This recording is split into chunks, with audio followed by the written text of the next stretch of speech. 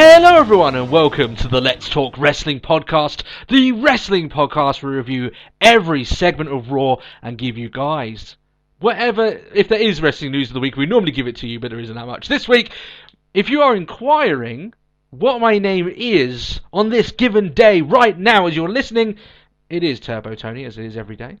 And we're here with the master of the Cobra, Martino Marella. No. No? No. No? I just don't know. Purple Jim Cobras? No. No. Okay. No? Okay. No. No. Okay. How are you doing this week, Matt? Very well, Tony. And yourself? Yeah, not too bad, not too bad. It's been a long week for people that obviously don't know. Obviously, you know, I had the missed episode ages ago, and I feel like I've been catching up ever since then. And I feel as if things are starting to calm down a little bit now, so I can relax and enjoy things, you know, going forward. And that's it. You know, and obviously, if you guys didn't catch it, we did review Tables, Ladders, and Chairs. We got a great response as always from you guys, the fans, and we're blown away by the support you continually keep giving to us. We will smash 170 subscribers soon. Jesus Christ. Scary, isn't it? 1 year ago we had 0, and look at us now. Where will we be in another 12 months' time? But alas, we won't repeat all the things that we said beforehand.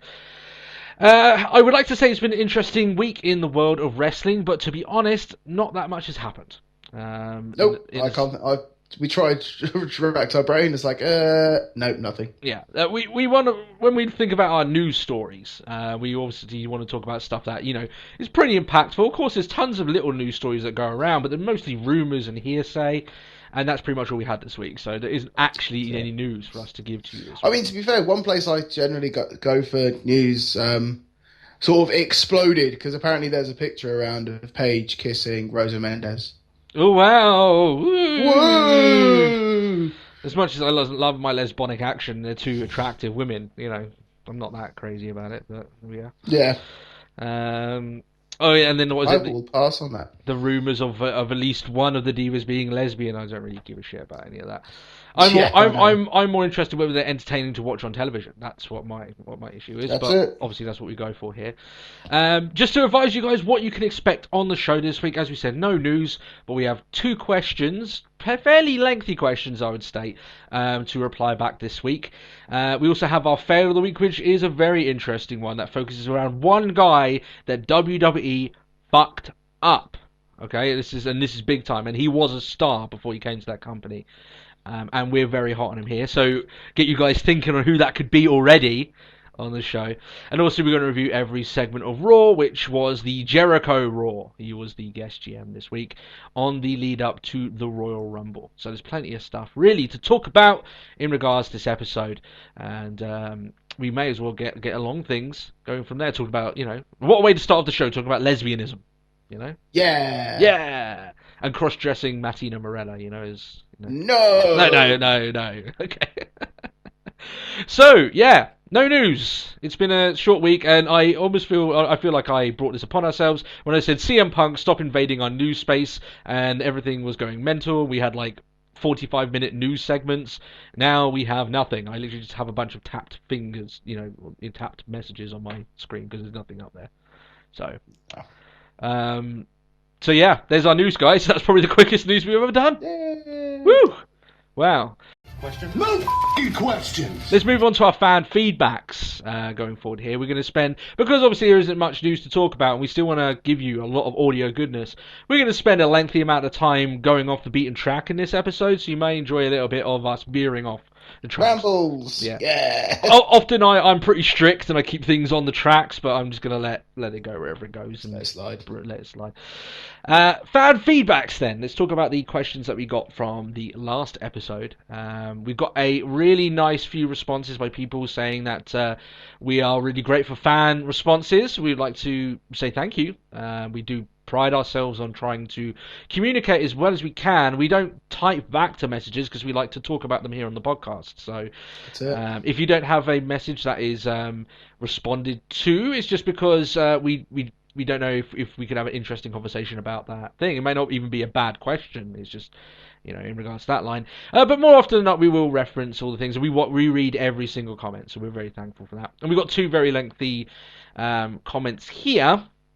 or questions or points of topic to talk about. And the first, we had Pirate Hunter, who I think this is the first time that he's going to be, he or she, I'm not entirely sure, but they will be. They play safe. Yeah, that's it. Will has had a question answered on the podcast, as far as my knowledge, of course. So welcome here. And their question, and I'll read it out pretty much in its entirety here, is: so, who do you think should lose or win at WrestleMania? For a while now, I have been hearing that Rusev might face Cena at WrestleMania, just internet rumors, but it's nothing that unbelievable. I'm not a big Rusev fan, but I see the value in the heat he gets. Good man, I appreciate that. It seems a waste to throw away that heat for Cena. Even though he has a mid-card gimmick, he's one of the few people that gets that heat and a reaction. To me, WWE is lacking heels, and I think Rusev should remain undefeated and get a WWE title match in 2015. So he can lose to Roman Reigns or whoever beats Brock Lesnar at WrestleMania 31 and give that superstar more credibility and someone else to face in 2015 other than the guy who beat Lesnar. Where do you see Rusev in 2015? Do you think he should lose to Cena when he can give that heat to someone else who is not as established like an NXT guy? Jesus Christ, Mr. Pirate Hunter, Mr. or Mrs. Pirate Hunter. I could not agree with you any further on what you said on this post. Would you state that as well? Yeah. In regards to Rusev? We've said for long enough that it's just like, if Cena was to get it, then it will be a waste. Yeah. Now, I hate to be a Debbie Downer on the whole situation. I'm going to break this question down into a few things. Whether we think what match we think he is going to have at WrestleMania, who he should lose it to, and whether or not he's going to have a likeliness of having a title shot next year. Okay, I mean not for a small title. I mean for the WWE title, right? So first off, do we think that he, who he's going to face at WrestleMania? I think he will face Cena. That's the way I see it playing out. At Mania? At Mania, yeah. Okay. And I see Cena beating him at WrestleMania. Yeah. That's how I see it going. I see it going. I don't think Cena will be involved in the title match, although there is a small likeliness that he might beat Lesnar. But I just don't see him going into Mania as the champion or being involved in a championship feud. That's just the way I surmise it. Yeah. It could come up to that point. And it just seems like, Cena is their most patriotic guy. I mean, you look at guys who they could give that loss, they could give Rusev's first loss to, as you say, maybe someone that isn't as established as Cena. I'm looking at the likes of, as you say, Roman Reigns, possibly. Maybe Roman Reigns could beat... Going off Raw, potentially Ryback. Yeah, well, I don't think Ryback will beat him, but that's my opinion. But we'll get into that, obviously, in our Raw review. And yeah, I do agree. Rusev is a mid-card gimmick, but he gets decent heat. It's like we've already said before, cheap heat is heat. It doesn't matter if it's cheap or not, you get a reaction. And sometimes, WWE don't get reaction no matter what they do, so this is good on that front. But as I said there, I don't. What's your thought of it? I firmly believe, and I've always believed this for months, he's going to lose to Cena. That'll be his first loss. Whether or not it'll be for the United States Championship or not, I highly doubt it. It'll probably be a non-title match, so Rusev can still have that going forward. But I want Cena to stay the hell away from it, simply enough. Yeah. Whilst, if they give it to him, then fine. But it's not like... It's kind of like throwing away the opportunity that beating Undertaker was. Yeah. To defeat Undertaker will then push the next person with a rocket up their arse. No. They gave it to Lesnar. Yeah. And that potential was shot. And it's just we've got a guy who's here, who's your US champion, who's been undefeated for almost a year. No, we're not just going to piss that away and give it to Cena. Yeah. No. But how many times have you and me seen that, Matt, though? That's why we think that. You know what I mean? Like, how many times have we thought this could be so good for someone else, but they give it to Cena time and time again? They've done it for 10 years. Yeah. So that's the reason why I think that they will go back to the Cena card. As long as Vince McMahon is in control of that company, if there's something big enough, he will give it to Cena. That's the fact. That's the bottom fact of it. Long short of it, yeah. Yeah. Like, look at The Rock coming back, right? Everyone thought that The Rock was going to get, he's going to beat Cena. All the rivalries that Cena has had, he has won. All of them. Yeah? So It's not even so much, well, maybe he just doesn't get put in a rivalry with Rusev. I just think that is the case. Now, it is still internet rumours, but the way I see it, WrestleMania stacking up, you're going to have Triple H, Sting, Reigns, Brock Lesnar. I think you're going to have Cena, Rusev. That's the way I see things breaking down, personally. Now, it could chop and change, obviously. I mean, come on, WWE had it at this point, they wanted Batista and Randy Orton to be facing each other at the main event last year, and look what happened. And that changed quick. Yeah. Despite who you put that down to, CM Punk or fan reaction, I lean onto fan reaction side, but let's not get into that. So where do we see Rusev in 2015? I see him getting beat by Cena, but still the United States champion. He will struggle. 2015 will not be as good of a year as 2014 was for him. That's how I see it, and it's a bit of a shame, of course. I can agree with that. Yeah, you could probably see him losing on a lot more regular basis. Once he's got that first loss, you're probably going to see him got pinned on Raw and stuff like that, because it won't be needed to be as protected as much. He might even give him a second match with Cena, and maybe he does beat Cena once, in a heel tactic. But Cena will win 2 out of 1 on a 3-match rubber thing, in a rubber match. Yeah, on the rubber match. So that's the way I see it. But that's a bit of a shame, really, that we look at Rusev, who's been really well. He got our best booked wrestler of this year. I can see him having a Bray Wyatt year next year. It's looking that way. Yeah. Well, it's that sort of thing. It's just like, where do they go with it? Yeah. Yeah. Exactly. Yeah, it could end up with that sort of run. Yeah. And you could say, fair enough. I mean, Rusev's had leading up to Mania, if he is going to be rivaling with Cena, that's still like 4 months away. So he's still got 4 months of being undefeated. That's almost a year of him being on the roster, completely fine. You know what I mean? Not even losing. A whole year of him being undefeated. But it's whether WWE care enough about someone that's on the mid card to elevate him back up after they take that hit. I don't think they do. You look at the likes of, how long, since Bray Wyatt got involved with John Cena, how long did it take him to even get some sort of... He's still not recovered, in my opinion, in terms of where he's going. You look at where it was at the beginning of this year. You had him going against Bray Wyatt and Daniel Bryan at the Royal Rumble, and he won clean 1-on-1 against the guy, looking like $1 million. Gets put in the rivalry with Cena, and then the rest of his year's gone to shit. And that's it. Yeah. It's sort of like the one thing I still sort of hate the fact there's that Falls Count Anywhere match. It was just like. It was just, what? You buried the guy. That doesn't really count as a fault. Oh no, it was not Falls Count Anywhere.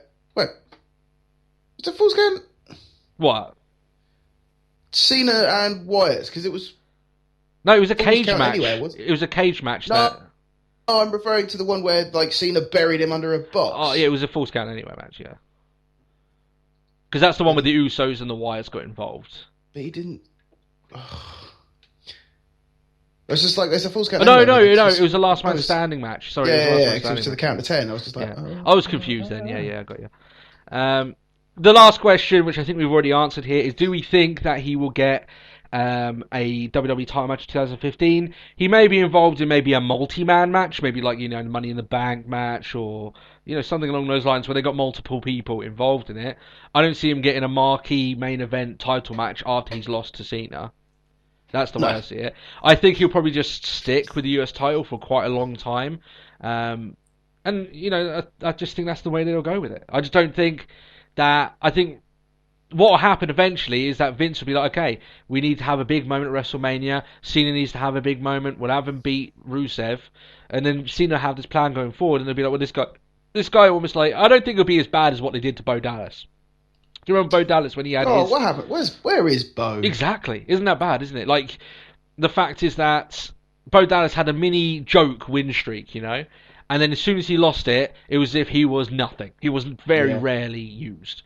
And, man, he's criminally booked, and there's so much he could have done with that character. They turned it into a joke.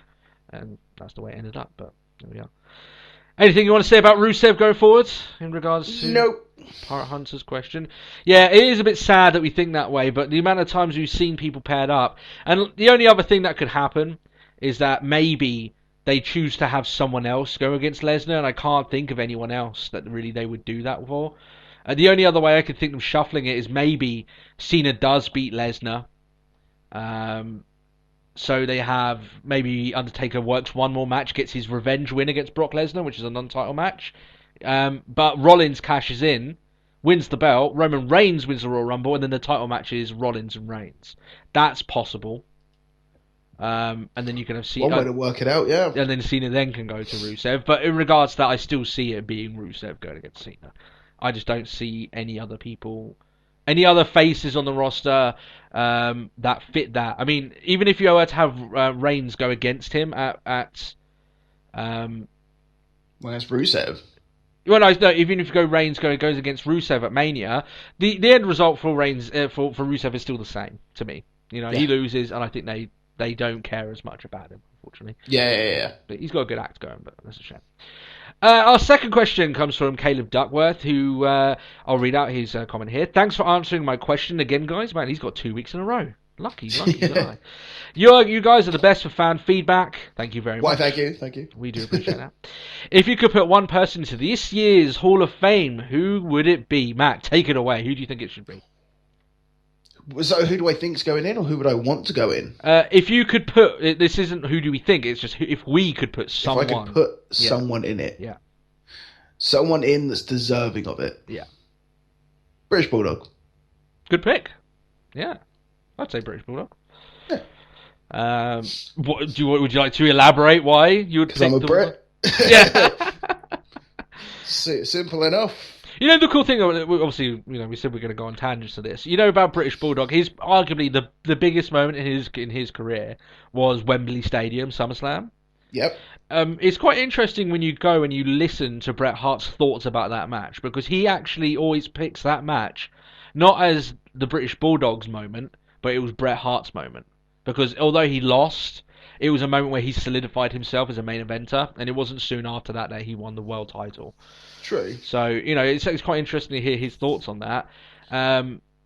Does it make you pine for another... You know where I'm going now, don't you? Well, it's not the worst part. It's just like it's Brett just turning it around and making it about him. Like, oh, come on, man. Like, it was a great match and you lost. It's just like, come on. Yeah. Yeah, but it really cemented me as a... No, shut up. It was a great match. And it was a major event outside of the US. Yeah. Oh, yeah. You go back and you watch that match with Bulldog against Hart at Wembley Stadium and see the entire place explode when Bulldog gets that victory. We haven't seen a reaction of that kin for a long time. You look at some of the fans now, we watch it, and some part of it is WWE's fault, and the technological era making it much harder for people to get that into matches nowadays. Yeah. But you don't get fans, literally 70,000 people all jumping up in unison and like hugging each other because they're happy because the British Bulldog won the IC title. The IC title, no less. Come on. I know. It's just like for a major, for the IC. Back when it was a major. Yeah. I think that's the only other thing that you could say in regards to... I mean, it is a bit weird that he hasn't been put in, and I know they don't want to put too many people in that unfortunately have passed away, which links into my choice, of course. But he is a glaring omission because he was such a huge part of that era. Yeah. And it's not as if, but he jumped ship to WCW eventually, then maybe that's burned his bridges. No, I don't think it was ever along those lines. So did quite a few people in the Hall of Fame. Yeah, like what was it? Bret Hart, Hulk Hogan, Ric Flair. Went backwards and forwards between the companies. I don't think it's that much of an issue. Not now, anyway. But I think one of the other things as well is that his death is linked to overuse of painkillers as well. So I'm not saying that's the reason why he hasn't been inducted. It does link to a sort of like a darker era in WWE's history. Yeah, I don't think it would stop him getting inducted, but I think it would stop him getting inducted against someone else that had a similar issue. Like, he won't get inducted the same year that someone else had the same issue. Like, he would have got inducted last year when you had the likes of Jake Roberts and Scott Hall coming out openly about their drug use and stuff. They wouldn't have done it. It muddies the water a little bit in that terms, in terms of deaths involving that. That's it. And it does look badly on WWE for that fact. But one thing is that my brother who doesn't watch wrestling anymore. He's older than I am. He's the one who introduced me to wrestling, funny enough. His favourite was the British Bulldog. Yeah. And when I ask him about wrestling nowadays, he always asks me, is Bulldog still around? And I'm sorry, mate, he's dead. He's passed on, and he always seems gutted for it. So a bit of a shame, but that's it. Or the worst bit when I had to explain, he was like, I heard Ultimate Warrior's back. Oh, yeah, he died the day after. Yeah, so he was back for 3 days. Yeah, and then it all ended very, very sadly. Anything else you want to say about Bulldog before I say my pick? No, I think you can go ahead. Yeah, my pick is the obvious one, unfortunately, not exactly too exotic in terms of. Oh yeah. Ooh, yeah. Yeah. Randy Savage. I know Vince said, I know everyone says Randy Savage should be put in, and, to be honest, he should. He is, to me, one of the very last, biggest main event stars that WWE has, or had, of course, that isn't in there. And I'm talking about a guy who main evented WrestleManias, multiple. A guy who is synonymous with an era of wrestling and doesn't, when you look down in terms of wrestling icons, is on that hand of golden era wrestling. It's also because it's like the amount of people that he faced at WrestleManias who were in the Hall of Fame already. Yeah, yeah. It's just like there's like a missing link here. I mean, they could induct the Ricky Steamboat Randy Savage match now as its own all-time great match, and no one would object on that. It's the absolute classic match for good reasons. But I mean, he had tons of them. Savage. He was a far better in-ring competitor than the bigger stars around him. But that's not an indictment in terms of, Hogan didn't deserve his fame. Hogan was a more marketable person. I get that. But Randy Savage in his own right was extremely marketable. He still made a ton of money in merchandising. He still was a great draw, for them.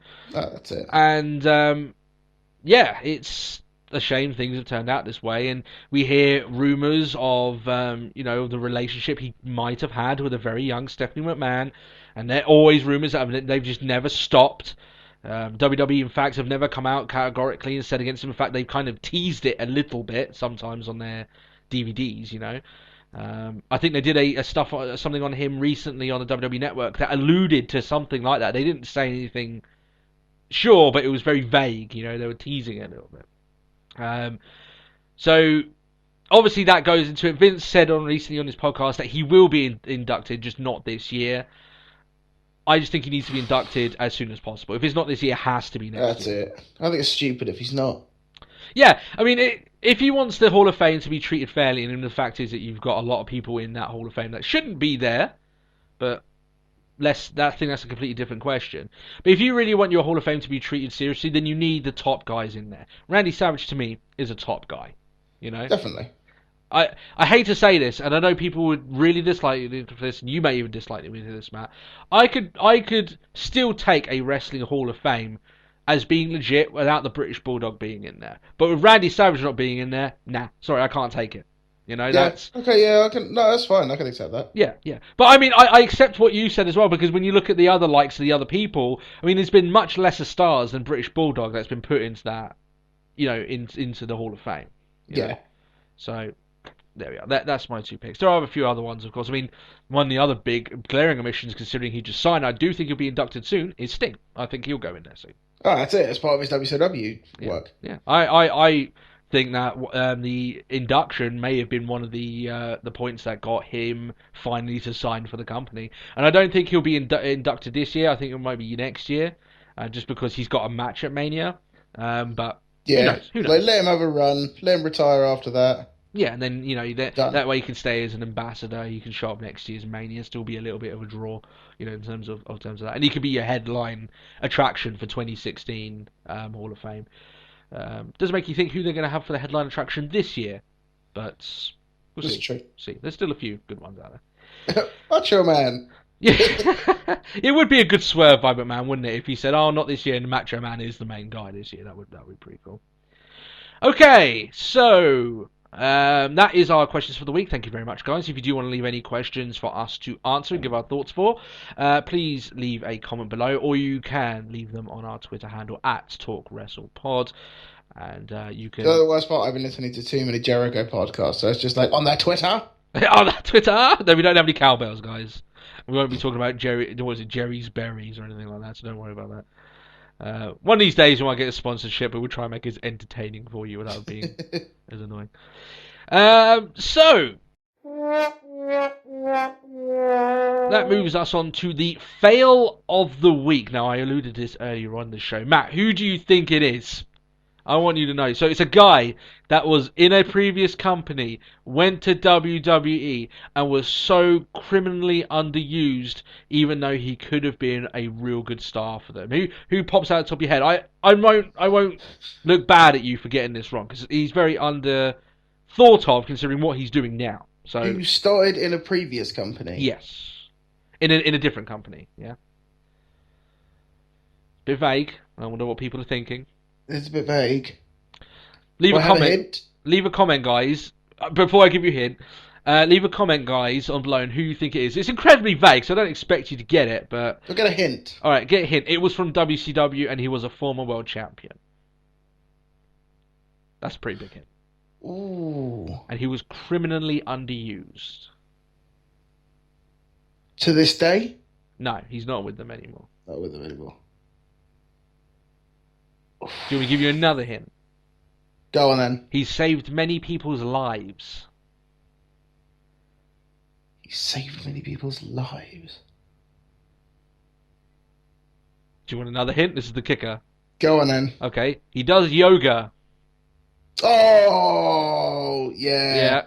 We're talking DDP. about DDP. Diamond Dallas Page.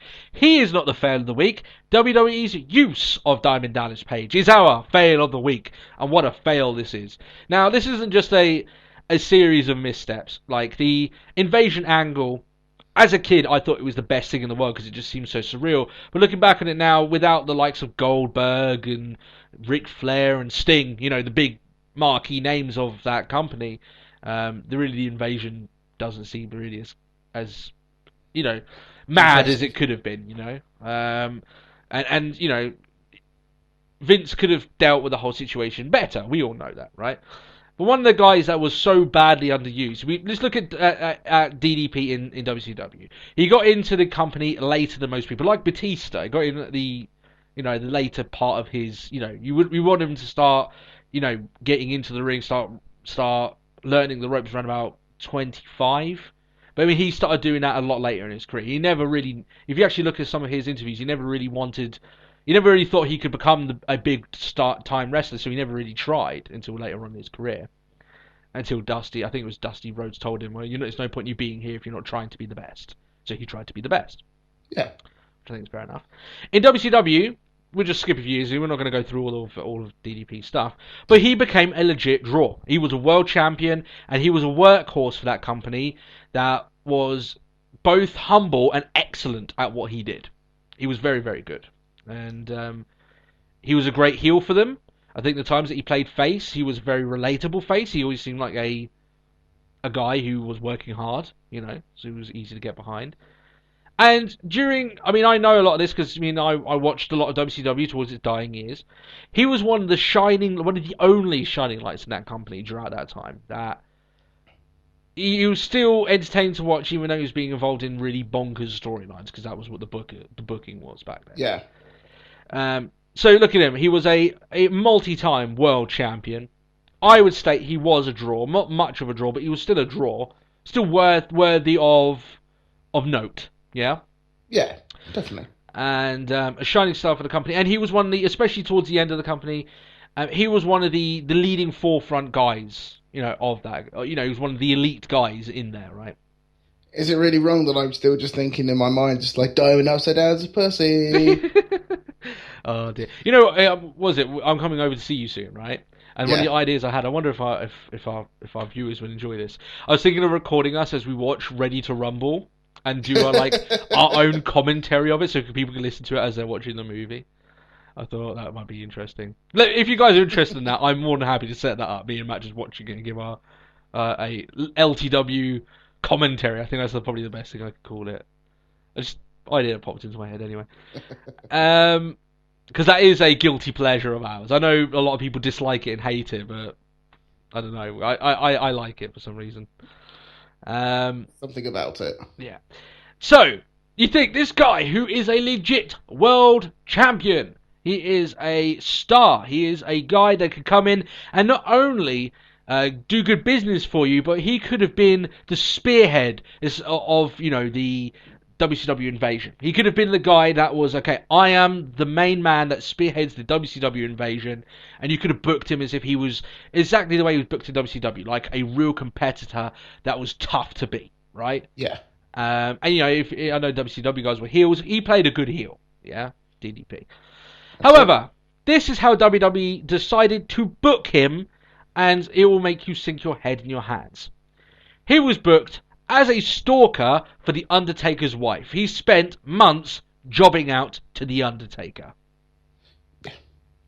This multi-time world champion, a star, a guy who could have spearheaded the invasion angle if you didn't have the likes of Goldberg, Sting, and Ric Flair and other guys like that, right? DDP could have been that guy, and he would have sold it on the mic as good as you could have given it to him. He was booked as a stalker for Undertaker's wife. That was all that he did. That's the only thing noteworthy he did in WWE.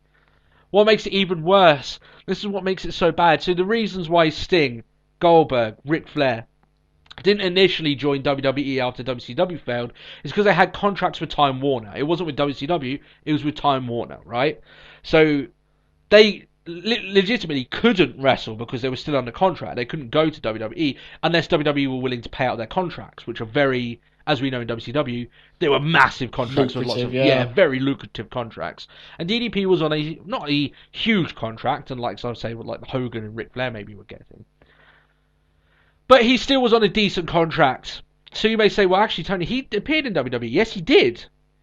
And you may be thinking, why is that if he had a contract? DDP was so excited on what WWE could use with him, he paid out his own contract. Yeah. To get in that company. And he was booked like... And it's just like, cheers for fronting the cash. Now we're just going to dick on you. Yeah. He was a jobber for The Undertaker. A guy could have spearheaded it. He could have made it something really special.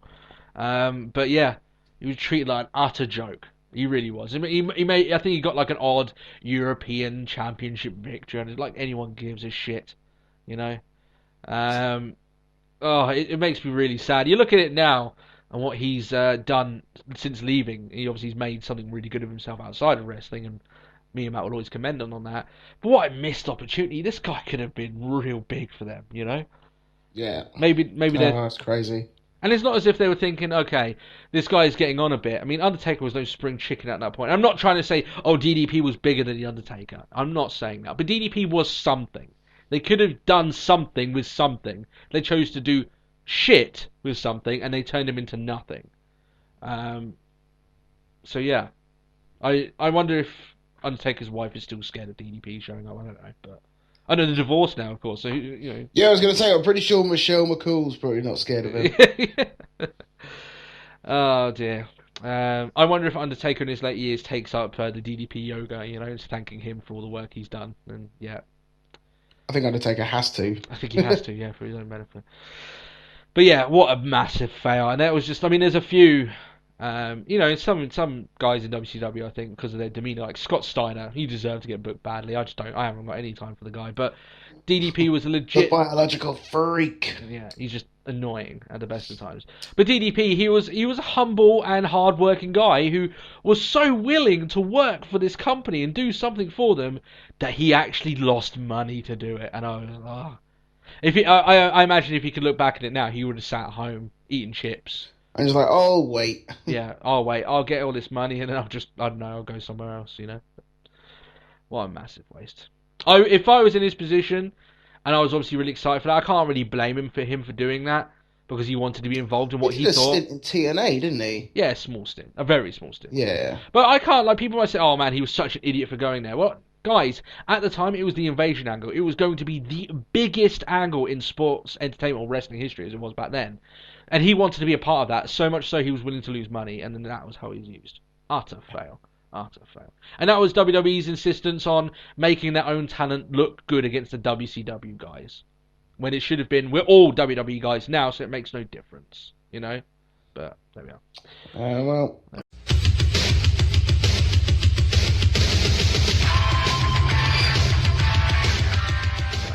Right, Raw review. One day, obviously, removed from the TLC pay-per-view. If you want our thoughts on that, we did the LTW More, where we talked about tables, ladders, and chairs. And we talked in a very lengthy conversation in regards to the reasons why Dean Ambrose and Bray Wyatt is not working for us. And we were bemused. We kind of couldn't come up with an answer why. That's true. Because we were like, well, I think the words were, it should be working. We should want to watch it. Yeah. But why don't we care? Yeah, we should care more. So we won't be talking that much about it this week. The reason I bring it up now is because they weren't on this show this week. So obviously they will be having one more match. I imagine that happened at the Royal Rumble. And they will be involved in the Rumble as well, but they weren't on this show. I think they were the only noticeable absentees from the pay-per-view.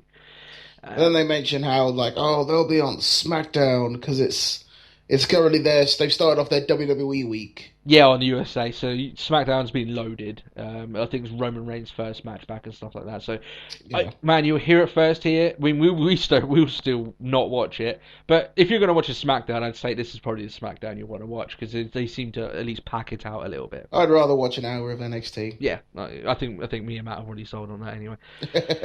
We're on the road to Royal Rumble. WrestleMania 31's picture will start to make some sense very soon. I think it already does make a little bit of sense. Some of the pieces are already there. It's just that with... what do you mean? The actual layout of the card. And the picture. I was like, what picture? What am I missing? No. I mean, in terms of how the card's going to look at Mania 31, there's definitely some ways it's going to go. I mean, I think you can guarantee that Sting... Triple H will happen, but yeah, we'll see what happens. And I gladly welcome it. Yeah. I mean, after Royal Rumble, we'll know pretty much what they're going to go with. It'll be quite easy to call. And this is the show that Chris Jericho was the host for. That's it. He was all over. Or is Jericho? Mm-hmm. Kind of forgetting the fact that he was, he hasn't been that long removed from, the actual company. Yeah, and it's not like he's been gone, he hasn't been gone for that long. And you know what? It's not going to be too long until he's back again. Yeah. You can expect that Jericho's going to be working at the RVD schedule. You can probably expect RVD to come back sometime soon as well. He's been away for a while and he's been resting up his body. It's the way to work your seasoned veterans, I would state. Get them in to work a few matches and then take them back out. It's not an issue. Anyway, so.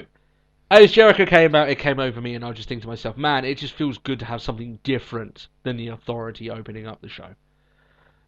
If I'm just done with the Authority opening up the show. And I mean, I did that stat ages ago, and luckily that was towards the end of them opening up the shows. But still, it's something a bit different. However, and we're going to what happened on this promo. It was another 20-minute long promo that never seemed to end, and I'm going to slam it again this week. It seems like Vince. I mean, he's sticking to his guns. He wants that hook, but I'm just going to have to deal with the fact that I'm not going to have an opening match. I'm getting blue balls here with opening matches. I don't know. The thing is, I quite liked it because I think the promo that opened was good, and then Cena came out. Well, that's the thing, though, isn't it? I mean, by that point, Cena was a large part of the promo. So, I don't know. We'll go into it there anyway. There's a lot that happened here, but unfortunately, a lot of it was useless exposition. I would say is the issue. Man, it's not that hard. Remember back in the Attitude Era, all that Austin wanted to do was beat up people. It was simple. I could get behind that. And that's it. I'm going to kick your ass. Cool. Yeah. And I know, nowadays fans do expect a little bit more story, but still, I leave it down to other people to come up with their own assumptions, but this is just mine. Anyway, Jericho reminds us that he is the special guest GM, and he won Extreme Moment of the Year. Obviously, Fandango accepted the award for him, but obviously that leads into a few conflicts between the two on the show. He gets Fandango's name wrong purposely a few times, drops a few bleep words that they had to blank out. I'm sure Vince McMahon was not too happy in the gorilla position in regards. There was a few though, actually, because I know his Big Show dropped an F-bomb. Yeah.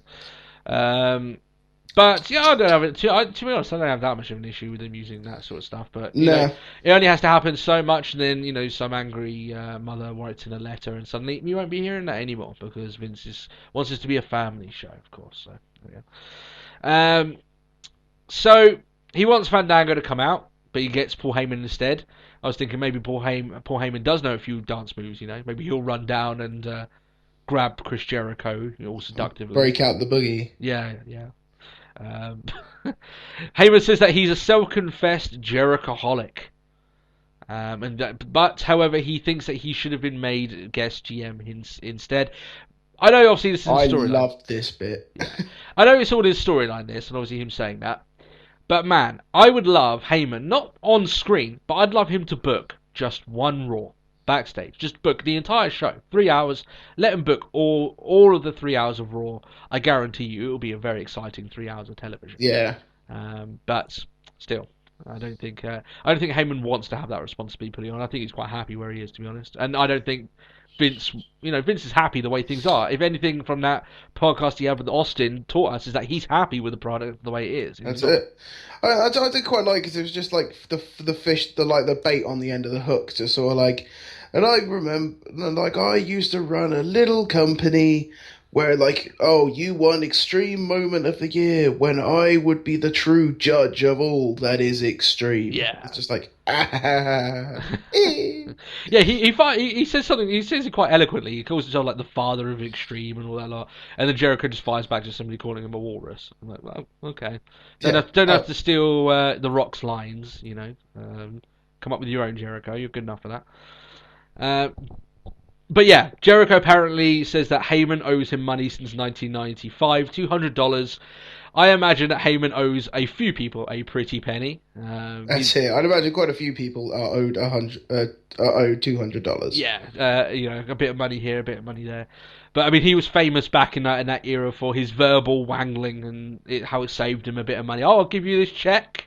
He does attempt later on in the show to get a check out for Jericho, and it's just a funny thing. Like the infamous Heyman bounced check? It was like very infamous. You don't accept a check from Heyman, it will not go through, and that's the way going back then. Man, he was a slimy little bastard during that time, was he, Heyman? But I think part of me thinks to him that maybe he had to be like that just to get ECW on the map, with no money behind him at all. But still, that's it. Heyman then rags on Rollins for losing his match against Cena, and then obviously it's almost like Rollins has got the Beetlejuice effect like Cena has. That's it, it's Candyman. Yeah, you say his name, he comes out. Rollins gets up in Heyman's face. It doesn't matter if you're face or heel, obviously you're obliged to hate Mr. Paul Heyman. I just don't like him. Essentially, yep. Yeah. Don't worry, Paul, we like you here on this show. We like you here, you're alright. Rollins narrates what happened at the pay-per-view, taking Cena's job away from him, but still. Then bashes Cena, challenges him to a rematch, and as we said, you say Cena's name too much time, and he will appear. It was the same thing here. And then one thing I'm thinking of, I hate what I'm going to come out with here, Matt. I hate segments that it starts off with two people, someone comes down, someone comes down, someone comes down. I really dislike the way that's done, personally. Yeah. I thought that you could have had. You don't like ring crowding. Yeah, I thought this could have been split up very easily into two segments. I really do think it could have been, but they decided to have it all in one 20-minute segment starting the show.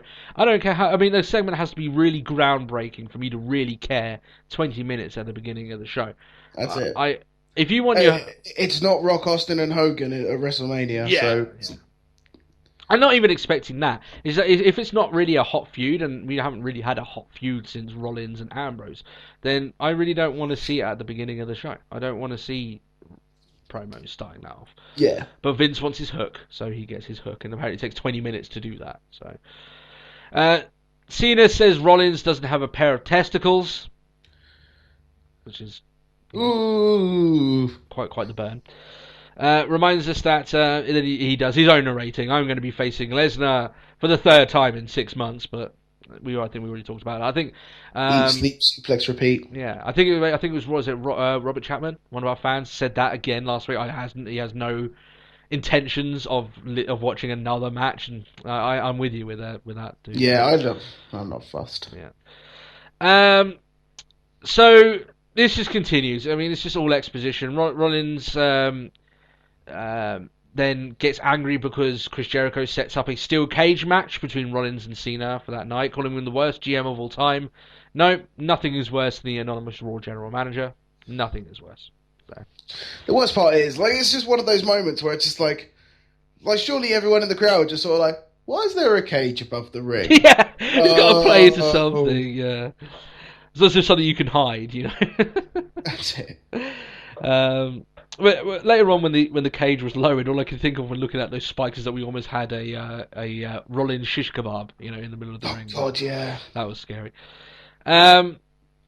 So it's quite funny here, right? So after that, Rollins starts going mental. He says that Jericho couldn't beat anyone anymore, including Paul Heyman. And Jericho says, well, actually, I think I can beat Paul Heyman. So he sets up a match with Paul Heyman. WWE logic is mental. How does a manager absolutely have to compete in a match? I don't get it. It's just like, I'm an advocate. No, you're gonna have a match. Yeah. It's like, if I sign up as a guy that sells hot dogs in the building, but I'm still technically hired by WWE, would I randomly be put in matches against people like Ryback and Kane? I don't really want any part of that, you know? Yeah. So, I think that's the way it rolls. Yeah. But can you imagine that? You're working a concession stand. You're going to be facing The Undertaker at WrestleMania. But I don't want to. It's in your contract. Every WWE employee's contract. You have the ability to be put in a match. That's the way it is. That's it. I know you're defending it, Matt. I still say this is too long and convoluted. I really don't. He got his hook to his 2 matches, but they could have easily have been more digestible if he split the damn thing up, or even put a match at the very beginning. I'm not going to get it. I know I'm going to get it. I know people must be getting sick about me talking about it. I know I'm not going to get matches starting Raws anymore. I've come to terms with it, you know. I've accepted it. I was going to say, you better do, because we're going to be watching it live, and it's not like you can go shouting out. It's like, I want a match! I'm leaving! No, I'll do that. But I just still... I accept it, guys. I don't have to like it. I accept it.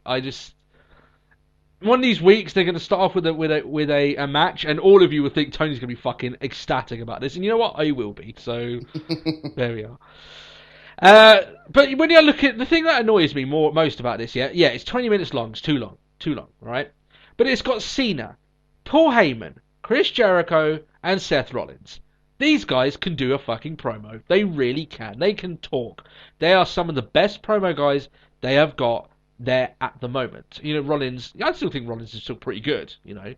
Definitely, he's not the best, but he's definitely in the upper percentile, you know. But it just seemed like, to me, the large thing of what... And Rollins, you know, I think is the worst offender for this, especially in this promo, which is hard for him not to do, but it just sounds like they're reading off lines from a script. And I know that's what they're doing, but when it feels that way to me, it's not great on them, you know. Yeah. And that's down to the dialogue and their delivery of said dialogue. But that's it. They made a convoluted, complicated opening segment. These guys are hashing out lines, and that's the way I see it, pretty much. But you're a little bit more happier with it than I was. I was for a start, and then it's just like... I can agree with you with sort of like, it took too long. I was happy with it to begin with, and then sort of just like, cool. Yeah, you can go now. Oh, Cena's coming out. Oh, joy. Yeah, I agree. Like, the first part of it, I was enjoying it. Even when Rollins was coming out, I was enjoying it. And it's not like, oh, you guys just ragging on Cena for coming down. I think if anyone came down, I would have been like, oh, Jesus Christ, another one coming down. So we're not ragging on Cena, it's just the way the whole thing was done. They could have had Cena come out first and Rollins come in last, and we were still saying the same thing, you know. Just to say that before people say, oh, you're hating on Cena. Well, we're not big fans of him, but yeah, we're not big fans of him, but you know, we're not going to blast him when it's not due. But there we are. Here we go. Here's something that's really funny, right? Better than any joke we could come up with in this show. They show the options that the fans can choose for Jericho and Heyman. You're all idiots, aren't you? Yeah. Yes. This is hilarious. The 3 choices are an Extreme Rules match, a no-holds-barred match, or a street fight. I think it's really funny that when they show the choices later on in the show, King actually says, well, maybe we should explain the differences, and then, like, they quickly cut him off. And then sort of like JBL just carries on, just going, it doesn't matter because it's barbaric. Yeah. And it's just like, maybe we should explain the difference. The only difference is a street fight's in your street clothes. Which they wouldn't know because they had to come to the ring before they realise what they're doing. There we go. Yeah, they're all the same thing. And come on, WWE, let's just fucking... Like, really, what in this match... I mean, to be honest, it didn't matter anyway, coming on later onto the show, so it was even more of an insult, what was going on. The fact that there was not really a match to be had. And this sort of stuff, if they really want people to take the voting seriously, which I very much doubt people do, they just do it because, it's on my phone, something to do during the ad break at least. It's like, it's like free Wi-Fi and it's a free app and yeah, there we go. Yeah. But come on, if we haven't taken these votes seriously probably since their inception because they're stupid. That's it. That's it. They're stupid. That's the only way to go about it. Eric Rowan and Dolph Ziggler versus the Big Show and Luke Harper. I'm seeing a lot of stuff recently of Luke Harper in his early days. And man, he looks just as demonic then as he does now. So I saw one and I was like, I'm pretty sure that's still the same top. He's been wearing it since his debut in wrestling. It's like that's the same vest, surely. However, I did see one picture and it's just like he looks like the lead singer of System of a Down. Or when he looks around in some ways, he just looks like Rob Zombie, something along those yeah, that's it. One thing I do like, though, in regards to the guys involved in this match, I really do like the fact that Ziggler is being booked as a guy that has major resilience. It kind of reminds me of the way that Bret Hart was booked. That he can sell a beating so well that when he kicks out, it looks genuinely as if he's really kicking out of an ass kicking. Oh, yeah. And that's one of the good things the better guys that can sell can do for you. It makes you look like you can take an extreme amount of damage, because you're making it seem as if you're taking an extreme amount of damage. So, So, this match I think was an okay match. It was alright. Rowan gets knocked out again by the Big Show, giving Big Show the victory. And it shows even further my initial assessment of the guys that WWE just don't have any stock in this guy. I think that's one thing I've always said with Rowan is that I'm not sure if WWE has stock in him. Now I'm pretty sure they don't have stock in him. Yeah, they're just like giving up. It's like, no. Yeah. You got to look at it, right? Out of all the four guys in the ring, they chose Rowan to take the fall because probably they feel as if he's the one that they care the least about at the moment. And I just think that Rowan was put in a high-profile situation because, he was there, he was a body, and he was somewhat involved with Luke Harper. He was involved in that as well. And he was just put in a stairs match for the sake of having a stairs match. And I don't think they've got any intentions of making this guy. So we're going to have a match. Why? Because shut up. Yeah, because we want to have a stairs match. That's the way. Because it has to be TLCS this year. But there we are. That's it. TLCs? Yeah. And you know what? People may be saying, well, what do you expect them to do with the guy? Well, I don't expect them to do much. He's not capable of that much, unfortunately. He's still not there in terms of in-ring quality. It's not as if he's one of the best mic talkers. He's not even close to being a good mic talker at the moment. So maybe a lot of work needs to be done, and maybe he is the guy that maybe he just takes so many losing falls that you start finding him on the likes of going back down to NXT, maybe trying something else. I don't know. I just don't. Obviously, this isn't working for him. WWE don't care much about the guy, but yeah, I still expect Dolph Ziggler and Luke Harper to have probably one more match for the title. Or, well, actually, no, I say that I doubt they'll have a match at Royal Rumble. They'll probably just have a title match on Raw, and then they'll be entrance into the Rumble. That's the way I see it going. That's it. You could have a very good showing from Ziggler this year in the Rumble, I'd say. Would you say that? I think we'll definitely get one. Yeah, I think we've got for the position that Ziggler's now in. If we don't get a good showing from him at the Rumble, it'd just be a real waste. Yeah. I do think it'll be an early entrant, and I think it will last towards the end. I don't think it'll be like the one of the last two. It'll be like a Rey Mysterio run. Yeah, I think it'll be one of the last four. And he'll be back. He did that last year. Yeah, I still think he was second. He was first, wasn't he? I think because then Jericho was the surprise entrant. Yeah, that's at it. 2. Yeah, and they had a mini rivalry going on between them, didn't they? So, like I say, mini rivalry. It was just they have had a rivalry against each other. So yeah. So backstage, Rosa and Fandango are met by Jericho, who wants his damn slammy. As these two guys look at each other, I can sense some serious homoerotic tension. Maybe they should just kiss and get it over with. Yeah, just little bit of bum action. You know, just get out of the action. But we're going down a shameless pay-per-view plot here, aren't we? I think we'll bang, okay? Okay, we'll bang, okay. Extra marks to anyone who knows where that's from, because we give extra marks here on this show. It's funny. One thing I've realised is that, I mean, he's getting more TV time now because he's new. But it's funny that Fandango, yeah. He's not new. Like, he's got a rebirth of his character, if you could call it that. The new and improved, as they say. It still stings, yeah. The new and improved Fandango. It's just so funny because I can see it happening. He's going to have just as much time on the roster that he had before. It's going to be quite funny, honestly. It's like you're not going to see him around again. He's just going to be missing. That's it. The new and improved. We just need someone for Roman Reigns to punch. Yeah, pretty much. Yeah. But yeah, and you know, maybe the guy just needs to whack one out because he always looks like he's on the brink of orgasm whenever he speaks. So maybe he just needs to. Great to doing it. Yeah, he just needs to crack one off. And then maybe he'll be happy. He might not even need Rosa around anymore, you know? But maybe he'll just look normal. Maybe. Just chill out. That would be quite a strange turn of character arc for Fandango, wouldn't it? You know? Sorry guys, my name is Johnny Curtis. I just haven't. we're getting a little bit far here. No, let's step away from this. Let's wind this back.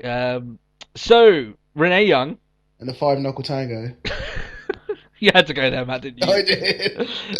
Just to get it out of the system. Right, Renee Young was backstage. Okay, right. Renee Young is backstage with the New Day. New Day. I've got it in my notes that you would say it, and I'm telling you to stop. I knew you would do it. Okay? No. I'm telling you now, Matt. Okay? Okay. Xavier Woods says that the New Day will... Don't do it. He will unleash something that Raw has never seen before. And the only thing I can think of funny enough here is that the guy's doing a Dixie Carter on himself. He's writing checks his ass can't cash. It's just like when he says like something they've never seen before. It's like, Pat. How many big time announcements did Dixie Carter tell us it would be? And it's actually this guy's coming back. And it's like, okay. It's like, this groundbreaking announcement that will shake the foundations of wrestling. We're gonna have a title match. Yeah, shake the foundations of wrestling. We've now got Brodus Clay. Yeah, woo. But yeah, there we are. Kofi Kingston takes the mic. I still stand by the fact he hasn't got any better on it. I'm sorry, it's just like I'm going to drop a few bars. Like that. Like if that was a rap, that was a terrible attempt. Yeah. But everyone knows my documented history on not liking Kofi Kingston. I'm well aware of that. I well know I'm biased. I just don't think the guy's got an ounce of charisma, and people might fight against me that this week. And but I still stand by my general assessment of the guy. That's it. But then he drops a bombshell on us by stating that Big E is too sweaty, in that he needs to have his towel around because he just sweats too much. Yeah. I don't remember Big E being that much of a sweaty guy. He's not on Brock Lesnar's level, you know. Jesus, yeah, it's not all just running off of his face. Yeah. That's like the one thing is it's like, oh man, you're so sweaty, like we're all getting just covered in your sweat, and it's like we've all seen him wrestle. He's quite a dry worker. Yeah. He's not like Mark Henry, where the guy's like literally making his way to the ring and he's already like swimming in it. Yeah. Like, I mean, I think Brock Lesnar takes the biscuit for sweat, but I know Mark Henry's got a documented like you know, like people know him to the fact that he does sweat a lot in the ring. You know that he's That's it. He's profusely, I think is the word. I think is what they're going for. But yeah, come on, leave Big E alone, dude. I'm still not convinced that he's a sweaty man. I think he's fine. But that's it. Apparently, this is a character trait for Big E now. He sweats, just like Natalia likes to fart, but hopefully doesn't get that bad. I forgot about that. Oh dear, she farted into the ring. Oh no! Oh, they're talking backstage. Oh no, she farted again. I imagine Vince McMahon loved it. I bet he thought that whole gimmick was fucking hilarious. That was a dark day for the Hart family. Maybe Natalia and Tyson Kidd was going through an anal stuff, you know. You know, it might get a bit touchy. Rosebudding. Quite a sexual episode of LTW you've got this one. Rosebudding, Matt. Rosebudding. Come on. That almost got by me. God damn it. There's me taking it one level, and you taking it another level. Oh, that's not so much romance, it's just disgusting. Anyway, talking to Natalya, she's in the next match. The Bellas against Alicia Fox and Natalya. And this was all built around all of these women being involved in the new season of Total Divas. So you can expect similar stuff that we had from the last season. Guess what? Shit we don't care about's about to happen. Yeah. You're going to start having matches with feuds from the show, so you can expect that to happen. And, you know, Paige apparently dates Fandango in the new episode, so good luck with that one. But I'll go into that. I don't want to know about that because I'm going to get really fucking annoyed. But there we go. That's it. If this is what the main roster girls have to do nowadays, it makes me very sad. Very, very sad. Especially when we look at NXT, you know, doing amazing down there. And can you imagine them? Oh, you come to the main roster, you join the big leagues. Now act as if this person's your boyfriend. They've dumped you. Yeah. Woo! Yeah. It was an okay but very quick match. The reason I say okay is because I'm used to these matches being quick by now. To be honest, that's it. Seems like I say okay because it's their usual standard. It seems like more divas in the ring the quicker the match ends, which is quite ironic. Yeah, it works out quite well that way. Yeah. Natalya gets the victory with the sharpshooter. She makes, I think it was Nikki Bella tap out. Oh no, Brie Bella, sorry. And then Tyson Kidd then goes to check on Nikki Bella first, because, you know, he's just being a gentleman, you know, just making sure all the girls in there are okay. And all that. Yeah. But Natalya obviously not too happy about that. Don't worry, I don't think he's going to be trying anything along with Nikki, you know. John Cena, he runs the place. I doubt that Tyson is going to be sticking anything around that, you know, but there we are. But I do like Tyson Kidd's gimmick. I do like it. I do find it mildly entertaining. I just like it more if he was wrestling a little bit more. That's just my opinion. I just like it more if he was doing what he's capable of. Yeah, which is, I mean, man, he managed to turn both of us around with his exploits in NXT. I'd hate for us both to eventually just grow to dislike the guy again. That's it. It's just like, I know you're capable of so much more. Yeah, give it to us. You were the chosen one. Well, not really, but yeah. He could have been something good for them. But hopefully, the thing is though, and I say hopefully, you know, something good will be made of it. But as I said, Total Divas new season's coming up. Who's involved in Total Divas? Tyson Kidd, and he's going to be involved in a bunch of storylines involving that. That's the most he's going to get this. That's it. This time, so. Bit of a shame, but we called that months ago, didn't we? I think we actually had a question about that, and that was regards to it. Chris Jericho's highlight reel. Chris Jericho was worked, man. He was all over this show. He was put to work. 3 segments involved in. His highlight reel involved Rusev and Lana, who were the guests. Lana says that she doesn't want any juvenile humour from Chris Jericho. I'm like, come on, that's some of Jericho's best work is his juvenile humour. You take that away. I was going to say, then why is Jericho even there? Yeah, exactly. Then he insinuates that Rusev wants a piece of Lana's pie. Wow, very romantic episode this week, isn't it? I thought it was quite funny. Rusev was checking her out a little bit. Yeah, I thought it was a touch funny considering I think it's widely known that they are dating. You know, that's it. It's like the amount of times you see pictures. It's like the pair of them are at like basketball games and things like that. It's just like it's common knowledge now. Yeah, we all know that they are. I think it was quite funny when they had the picture taken with The Rock after that show. I thought that was quite funny. Kayfabe is dead, people. Kayfabe is dead. Yeah. Right. So Chris Jericho does a few entertaining things here. He calls them the U.S. champ and the communist tramp. Yeah.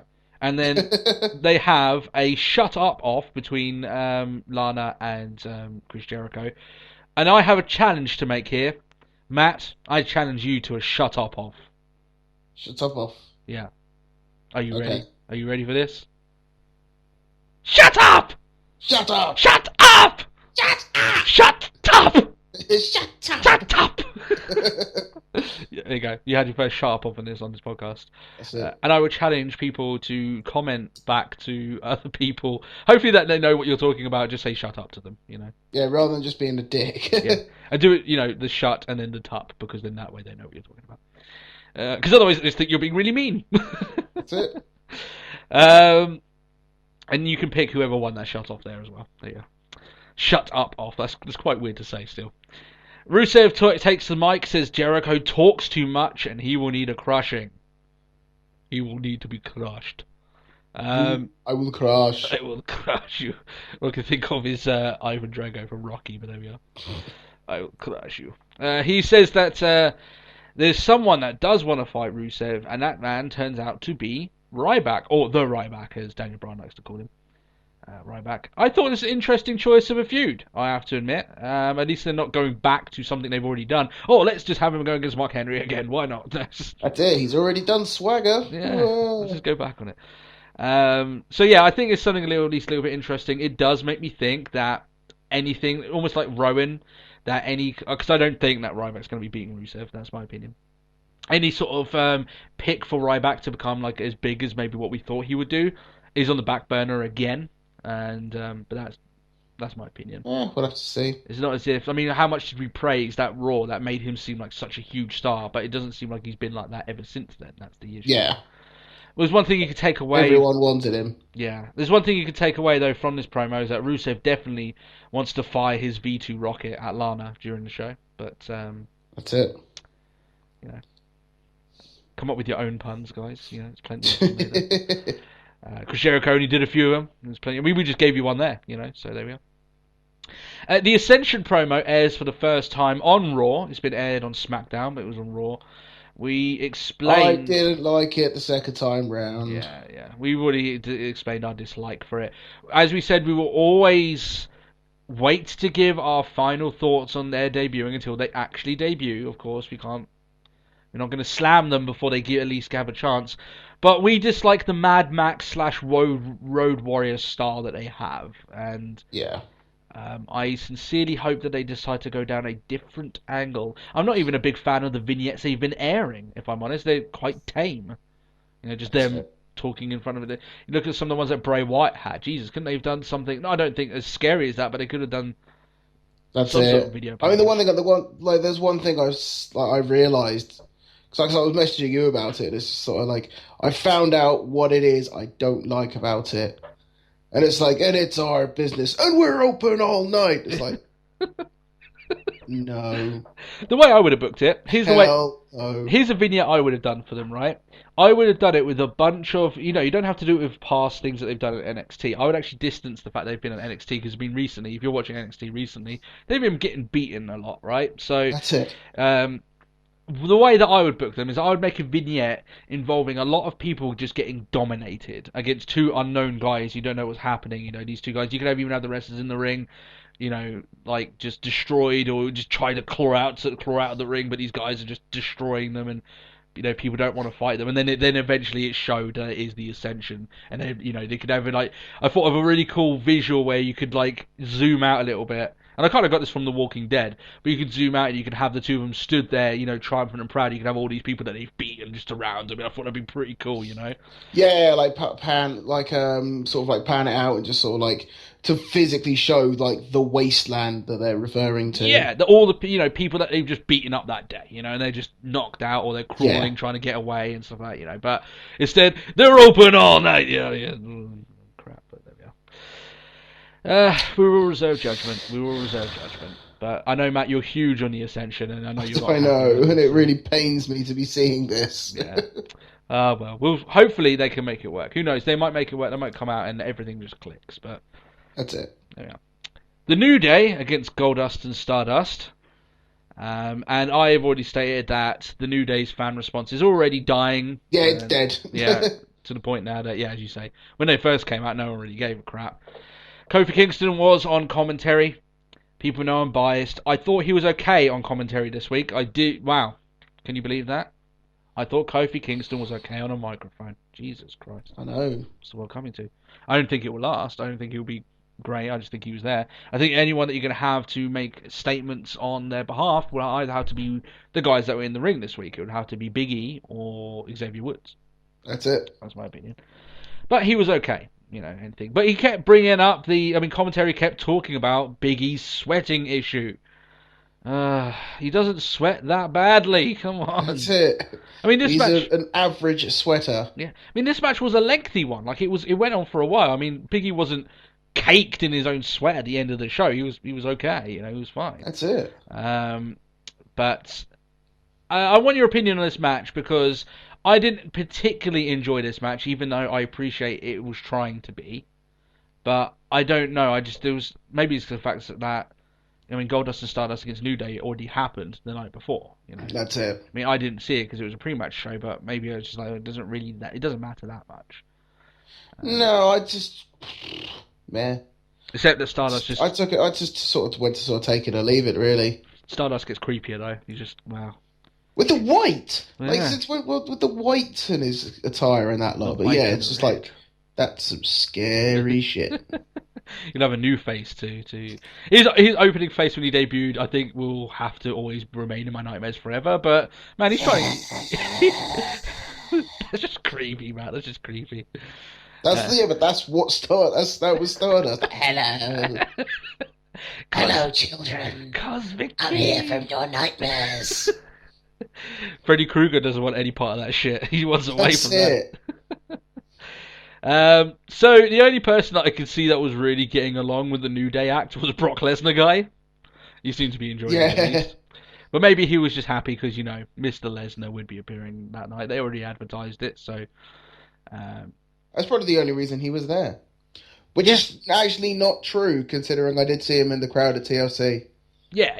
I mean, he's always around. He's always around when he thinks Lesnar's going to be around, isn't he? He's a faithful fan to He needs Brock. a job. Yeah, he needs a life. Actually, I don't know. Maybe he works, on traveling. You don't know. He could be a millionaire for all we know. I doubt it, but he could be a millionaire. Still Brock Lesnar guy and Miz girl.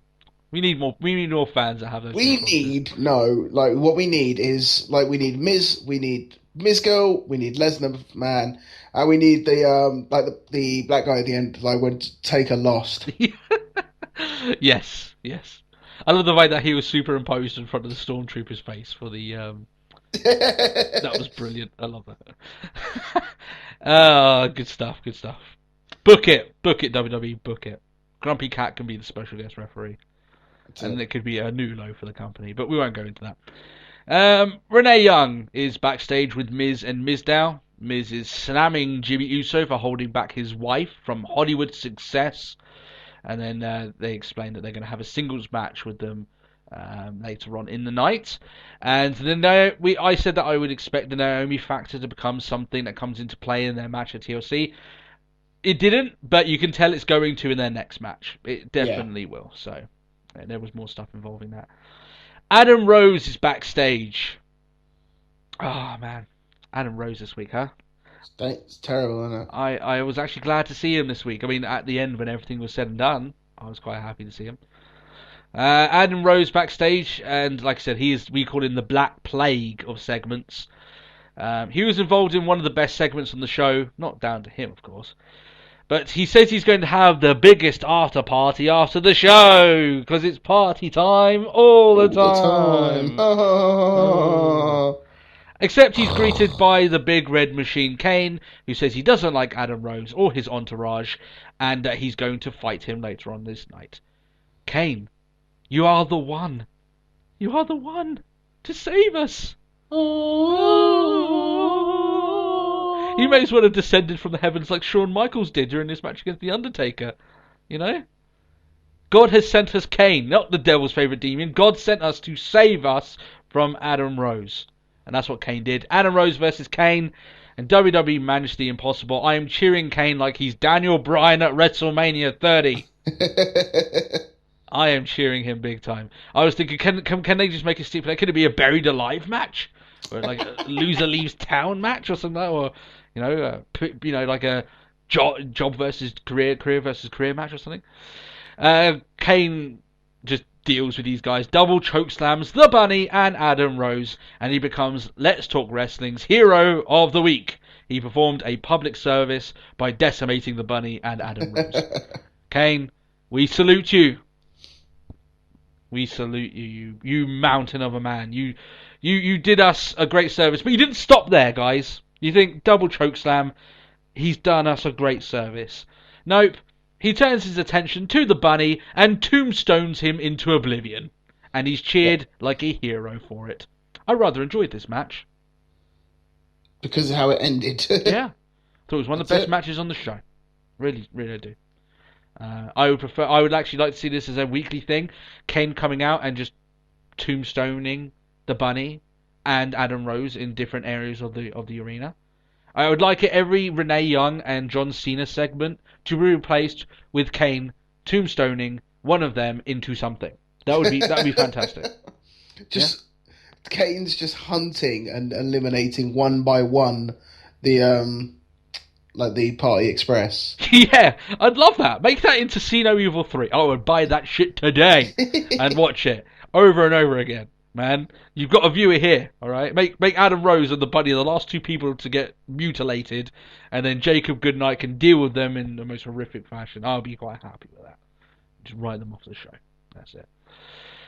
As you guys have noticed, I am done with Adam Rose and all of his BS, and I imagine a lot of other people are. I mean, in fact, JBL... they could have just gone with it to just like a loser returns to their previous gimmick. Yeah, loser becomes Leo Kruger. Man, that would be the ideal match right there. Well, no, that would go with previous gimmick, because then Kane could actually go back to Masked Kane. Yeah, well, I guess all that. To be honest, I think Kane is just done anyway.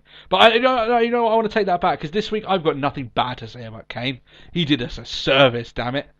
He put an end to this, at least for 1 week, and I hope this becomes maybe Anna Rose plucks up the courage to challenge him to a rematch, and then I get to watch it again.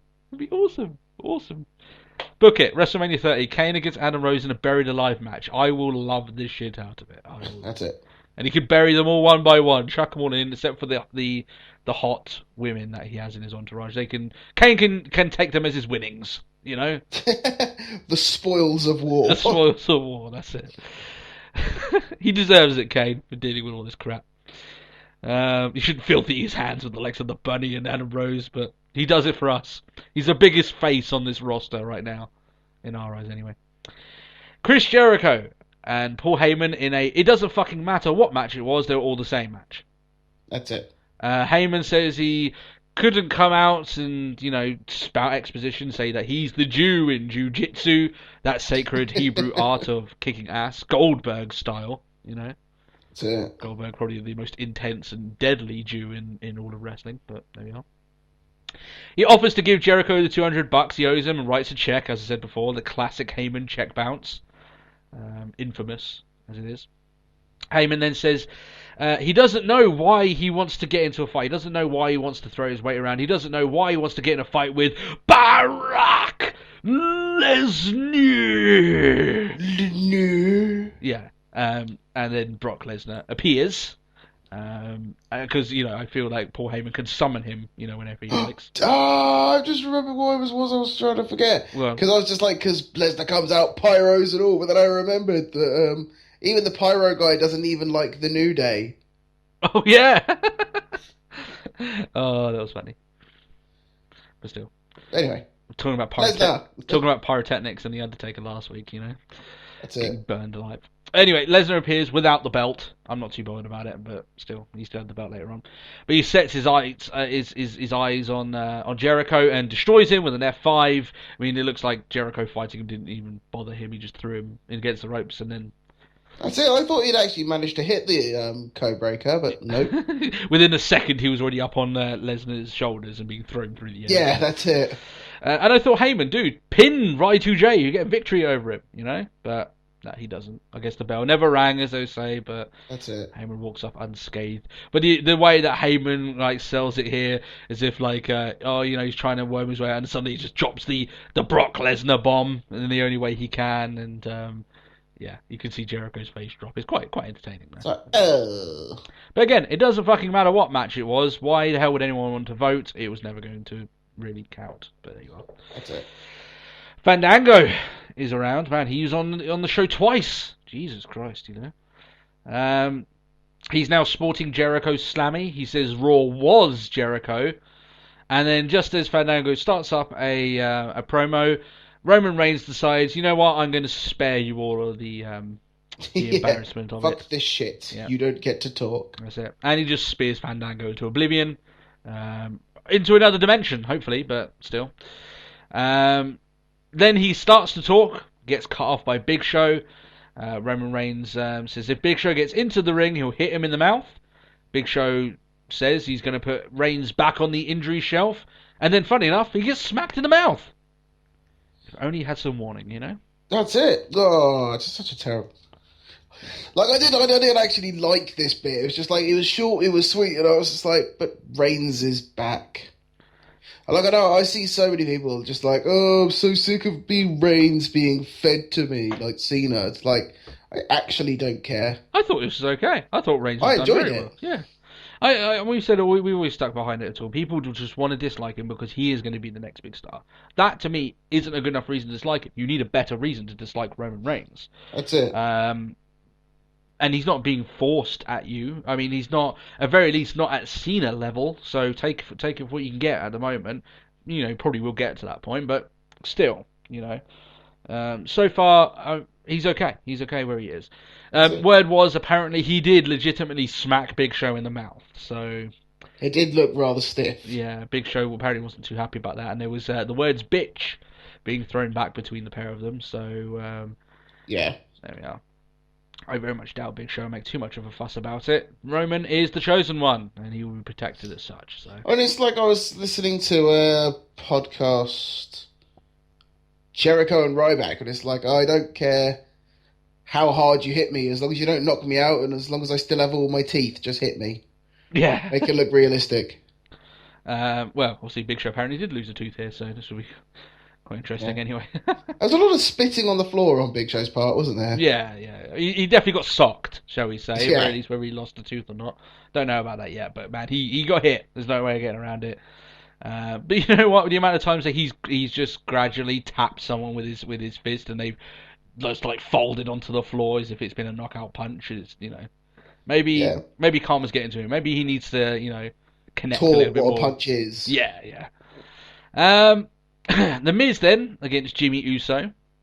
The match was obviously so enthralling that the commentators end up debating whether the bunny has a family or not. And they were debating for a while whether or not the bunny had a family, you know, along those lines, or who he had a family with. Really? You've got a match here, guys. Come on, can you not talk about that? You've got something. That's it. Come on, guys. You have Mizdow. Yeah, Mizdow's doing his thing. You've got, you know, storyline they're trying to build up with Naomi, and they did give it a little bit of talk, but not that much. Jimmy Uso gets the victory. It was an okay match, if not a bit lacking. But you know what? You might be thinking, you're slamming the match a little bit too much, but I will take an okay match because often we will get matches that just aren't anything. So I'll take an okay match. That's all right. Jimmy Uso gets the win. He blatantly cheats, with Jey Uso attacking Miz with the slammy, and apparently turnabout is fair play. I don't have too much an issue with the Usos doing that, as long as it was referenced, and they did leave a while to reference it. JBL wasn't even freaking out, which normally he does. You think that would be an optional moment for him to freak out, but he didn't.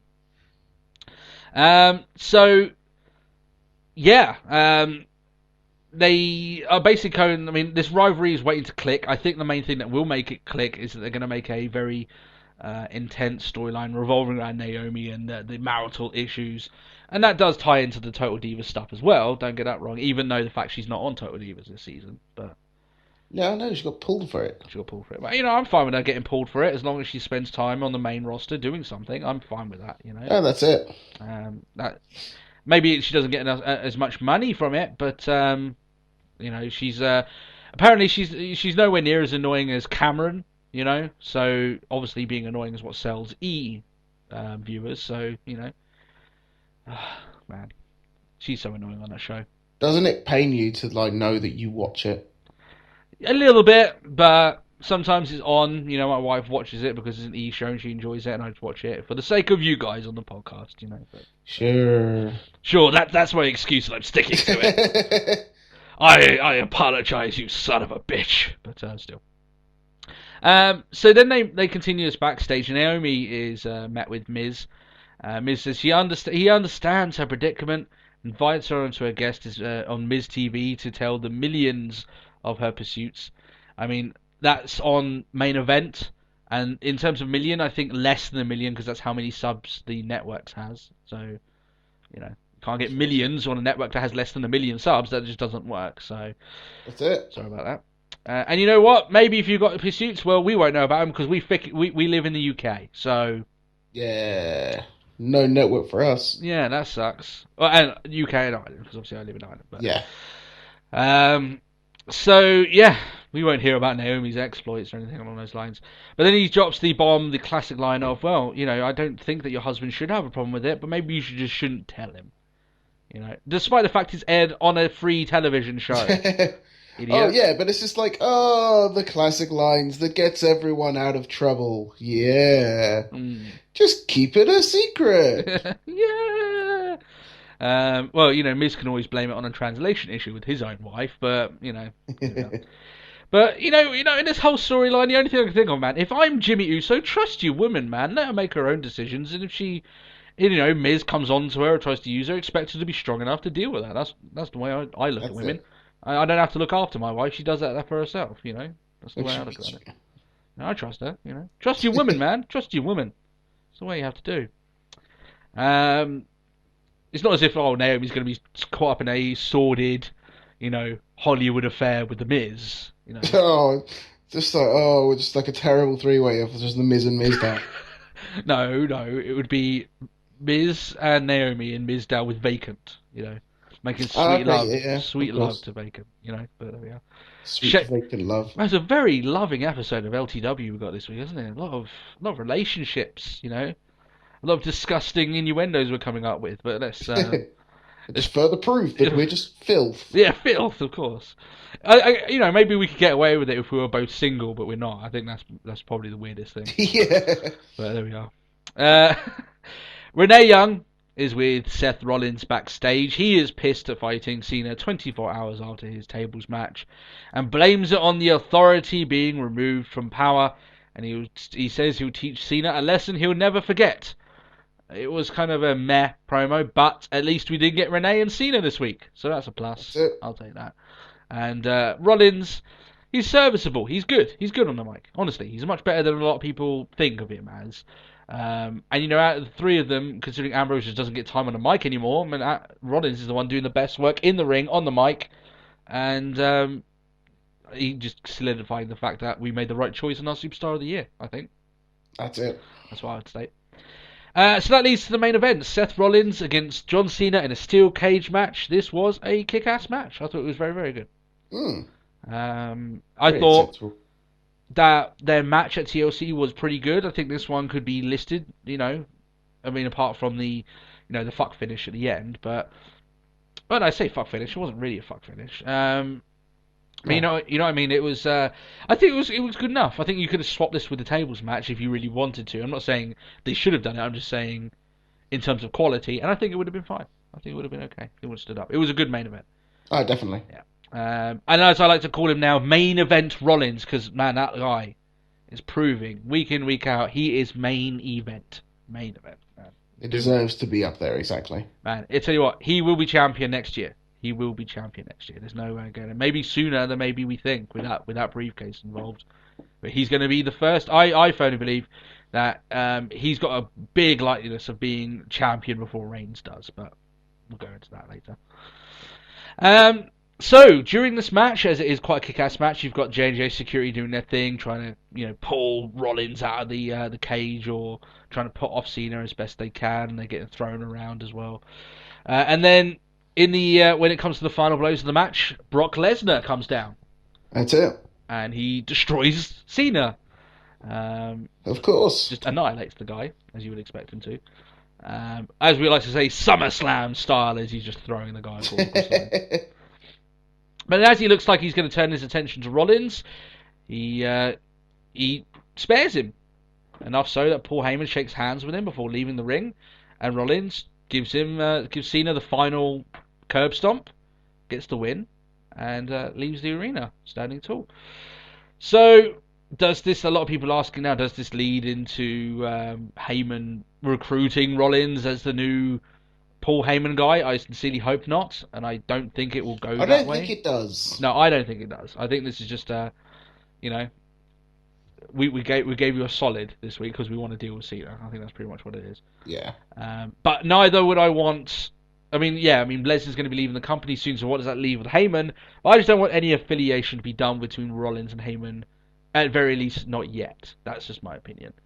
I think Rollins is fine with his two guys beside him, honestly. I think that's fine. I think Rollins being the head of whatever he's taking part of is all that needs to happen. Yeah, he looks good in that role, honestly. I wouldn't mess with something that's currently working.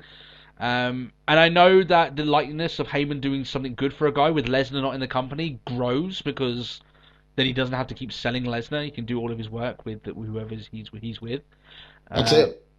But still, not now. And like I said, I don't see it going that way. But did you enjoy this? Look what happened to Cesaro. Oh, don't get me started on that, man. Cesaro pains me to this day. It really does. But we haven't even seen him around recently, have we? I think that's the biggest thing. So I thought that main event was really good. It really ended the show, I think, on a good point. And the fact you got to actually see the World Heavyweight Champion, his first appearance in months on the main roster, and he will be more prominent going forward towards Royal Rumble. I don't know how many more. He might show up one more time, possibly. I very much think. I think it'll probably be around once more for Rumble. Yeah, before Rumble. Yeah, the Raw before Rumble, I'd say he'll be there. And then leading into WrestleMania, he's going to be a lot more prominent in there. Man, I would like to see Brock Lesnar involved in an Elimination Chamber match, working with a lot of different guys. I think that would be a really cool thing to see Lesnar in an Elimination Chamber. Whether or not he will or not is completely... I don't think so. I don't think he is. I don't think he wants to get bumping around on steel. I don't think it would work, because it would literally just be like Lesnar... Like, it was one thing just to see Lesnar destroy Cena at SummerSlam, but to see him sort of collectively just kick the arse of 5 people, I don't think it'll work. Yeah, well, I know what you mean, you know. But what a better way to book him over as being a beast after really kind of looking like a bit of a bitch, yeah, to Cena last time. And I don't expect Cena to get a clean victory over Cena. I think he'll work dirty or he'll get DQ'd or something like that. I still think he'll remain champion. I just don't think he'll beat Cena clean.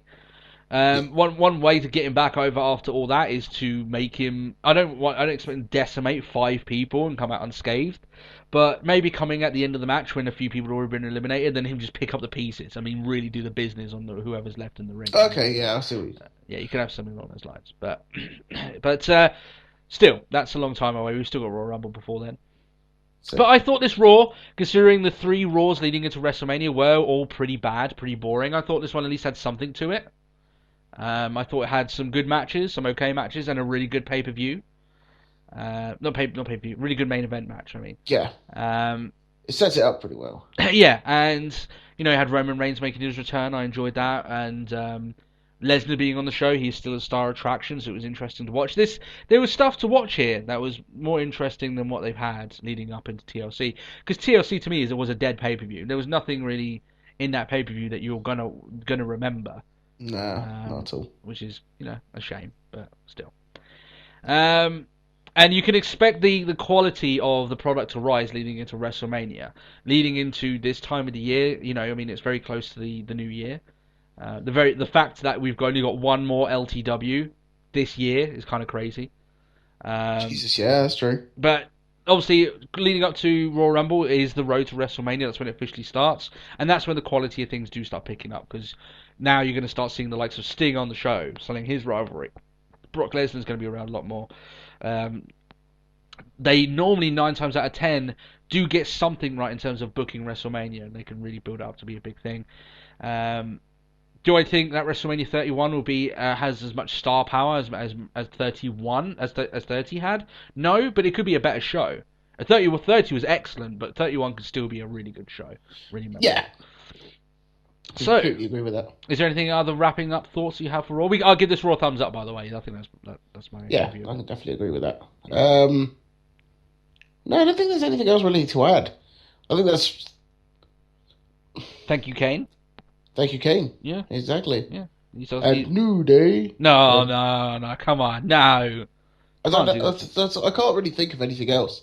Raw, it served its purpose. Yeah, I think that's probably the best way you could explain it. especially as like a Raw after a pay-per-view. Yeah.